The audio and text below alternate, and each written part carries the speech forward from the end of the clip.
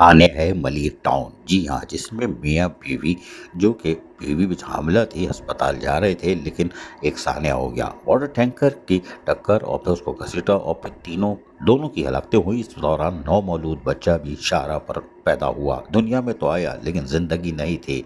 इस सान्ये के बाद यकीनन शाह फैसल कॉलोनी टाउन के रहायशी इन मियाँ बीवी के रिहाइशगाह पर चेयरमैन शाह फैसल टाउन गौर खटक, वाइस चेयरमैन तारिक महमूद पंगश और यूनियन काउंसिल के चेयरमैन अतीकुर रहमान और बल्दियाती अफसरान उनकी रिहाइशगाह पहुँच जाते हैं इजहार ताज़ियत करने। जहाँ उनके लोगों से, वालदैन से और दीगर अजीज़ व क़ारिब जहाँ मौजूद थे और गमज़दा एक माहौल था, वहाँ उनसे मुलाकात करते हैं। और इस मौके पर वाइस चेयरमैन तारिक महमूद पंगश और दीगर यूनियन काउंसिल के चेयरमैन भी यूसी 2 के वहाँ मौजूद थे और यकीनी तौर पर उन्होंने बल्दियाती अफसरान ने भी उनसे इजहार ताज़ियत की और गहरे दुख और अफसोस का इजहार किया।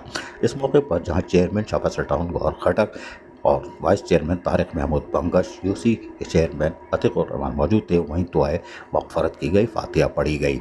और इस मौके पर यकीनी तौर पर चेयरमैन शाह फैसल टाउन गौर खटक ने वाक़े पर शदीद अफसोस का इजहार करते हुए कहा कि ये एक अफसोसनाक वाक़या है जिसमें 2 नौजवान मियाँ बीवी और उनका नवमौलूद बच्चा दुनिया से गया है।